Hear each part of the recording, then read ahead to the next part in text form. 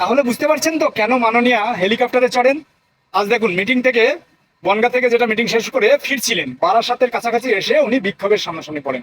সেখানে মেডিকেল কলেজের সামনে একটা বিক্ষোভ প্রদর্শন হচ্ছিল, ওই সময় উনি পৌঁছে দেন, ওনার গাড়ি কনভয়ের সামনে বিক্ষোভ প্রদর্শনী করে ওখানকার সাধারণ জনগণ। ঠিক এই কারণে উনি হেলিকপ্টার উপরের পথে যান, যেন কোনো বিক্ষোভ ওনার সামনে না পড়তে পারে। বুঝতে পারছেন, মানুষ জেগেছে ম্যাডাম, মানুষ চারিদিকে জেগেছে। শুভবুদ্ধি সম্পন্ন মানুষ আপনাকে মেনে নিতে পারছে না। আপনার এই অরাজকতা, এই দুঃশাসন, এটা আর মানছে না মানুষ।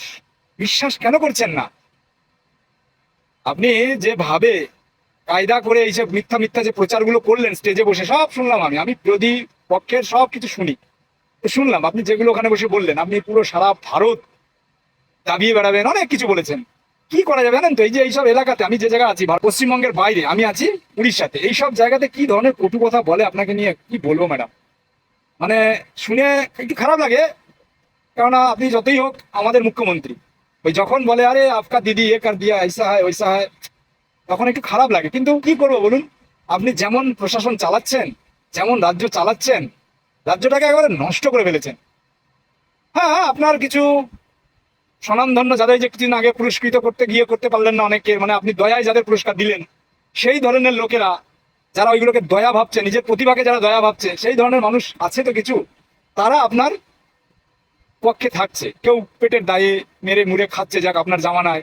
কিন্তু সাধারণ মানুষ একবার ভেবেছে তাদের কথা? ভাবেননি। 1000 টাকা দিয়ে আপনি কিনে নিতে চাইছেন।